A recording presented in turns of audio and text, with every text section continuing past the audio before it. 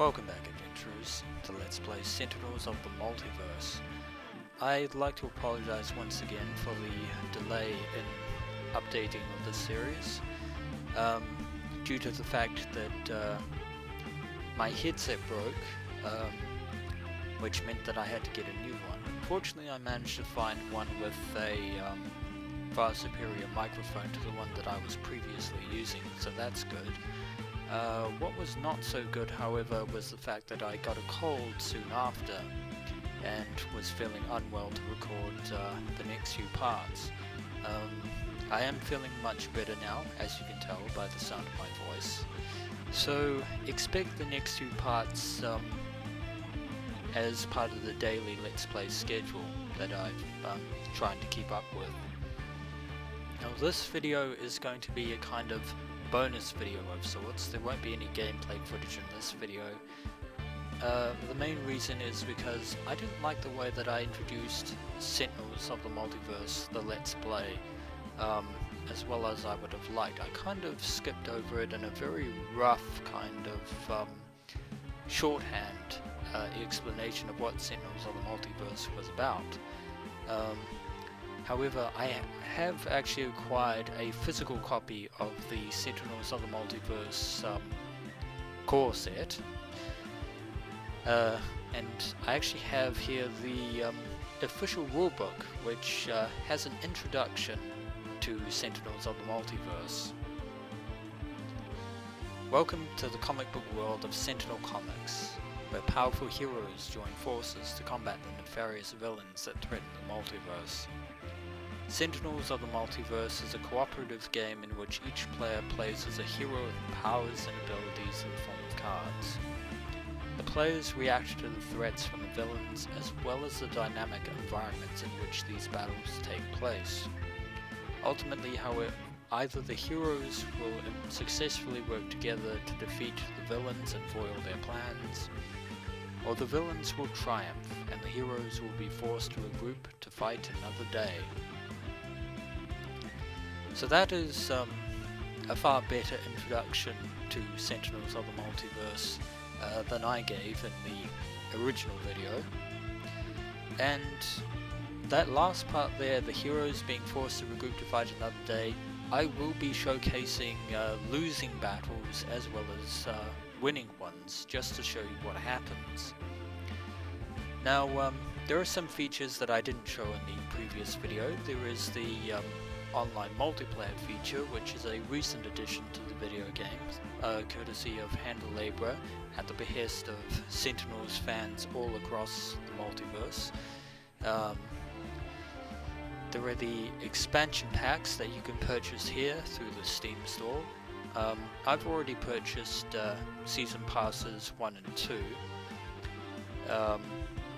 as well as the Digital Foil Hero Collector's Pack, which is a nice little addition to Sentinels of the Multiverse, as I explained in the previous video. Weekly one-shots, which is an interesting challenge way. Basically, this one's going to run out today, so I'm not going to do that one. But basically how it works is that each week Handle Labor releases a ton of comic book adventures. I've actually only done one of these, which is good because, as you can see, this ended 2 years ago. But basically, as it says here, you have a chance to get a certain comic book cover. There are 4 different grades. Mint if you went on the first try without using undo. Near mint win on the first or second try. Fine win the current game, and good win a previous week's game. You only have one chance to get the mint cover. So, and there are a lot of these, and there are various difficulties like challenge, advance. Some even have randomized starts, such as here. This is actually going to end pretty soon, so we're not going to worry about that. But I make the occasional one whenever I get the chance. Also, there are the updates from Sentinels of the Multiverse, either from Sentinel comics themselves, hand labor, or anything related to the video game, such as the Letters Page podcast, which actually has a lot of insight into the Sentinels of the Multiverse lore and characters and so on and so forth. So it's interesting to listen to. There's also Steam achievements there, which I'm not going to show off. I will, however, try and unlock some of them over the course of this Let's Play. The how to play tutorial is actually the Freedom 4 versus Baron Blade and Insula Primalis, not the Freedom 5, as I previously thought. Because when Baron Blade first fought the Freedom 4 together in Annual Number 1, they had only just formed and they were still simply known as the Freedom 4. There was also the Lore of the Multiverse, containing all the heroes and villains and the environments, which I'm not going to go through. You can go through it at your own leisure, but I would actually recommend Letters Page podcast or looking online on the either the Greater Than Games website or the Sentinels wiki, both of which I'll be posting links to in the video description. And as you can see, the Villains of the Multiverse expansion was released a couple of days ago, I believe, but that we're still way off that yet. So that's the main menu, and something that you will actually notice with the Villains update is that you now have the ability to turn on and off the texts to see the character cards. So there's Baron Blade, unobscured by card text, and there he is in his infamous mech suit that's shown on the card Slash and Burn, whenever which he only uses when his Terra Luna Impulsion Beam platform is destroyed. We never actually explained just why he has a beam that pulls the moon into the Earth in the first place, and that's what the rule book is here for. We're actually going to, well, I'm actually going to regale you with tales of why Baron Blade wants to blow up the Earth with the moon in the first place. Like his father before him, Ivan Ramonot was brilliant. When his father died as a result of a battle with the legacy of that generation, Ivan swore vengeance. Becoming the self-proclaimed ruler of Mordengrad, the town that housed his father's weapon manufacturing plants, Ivan became Baron Blade. He plotted his revenge, inventing bizarre and dangerous weapons. He held the legacy line responsible for his father's death, and he would eradicate them. He avenged his father by killing Legacy, but not before the powers of the young Paul Parsons manifested. This next Legacy proved a much greater nemesis, as his new powers included impenetrable skin. Desperate, Baron Blade planned to destroy the world itself. He set about building his Terra Luna Impulsion Beam, a device which would pull the moon into the Earth. So now we actually know the motivation behind Baron Blade's actions. Unfortunately for him, we managed to thwart him, or the Freedom 5 managed to thwart him by crushing his Terra Luna Impulsion Beam that he was building in the land of Insula Primalis. And so Baron Blade has gone into hiding to lick his wounds and plot yet more vengeance. We're also going to explain the backstory of the Freedom 5 themselves, the members Legacy, Bunker, Tachyon, the Wraith, and Absolute Zero. Legacy's backstory is as such. The Parsons family itself represents one of the most enduring traditions the United States has to offer. The British, they have the monarchy. Americans, they have legacy. Ever since Joseph Parsons spotted British soldiers on the Charles River, making possible Paul Revere's famous ride, the Parsons family has been protecting the the United States from threats both near and far. Joseph Parsons himself had limited powers, only able to sense imminent danger, but each generation of Parsons have inherited old powers and developed new ones. First danger sense, later superhuman strength, eventually flight, and so on and so forth. Today, Paul Parsons VIII is Legacy, the founding member of the Freedom Five, and just as every Parsons before him, he continues to fight the forces of evil in the name of liberty and the common man. So that was Legacy's backstory. As for bunkers, during the Civil War, the Ironclad project produced the USS Monitor, a heavily armoured ship that took part in a decisive naval battle against the CSS Virginia. Less than a century later, the ongoing Ironclad project produced another success, the personal armament exo-chassis YS-1200.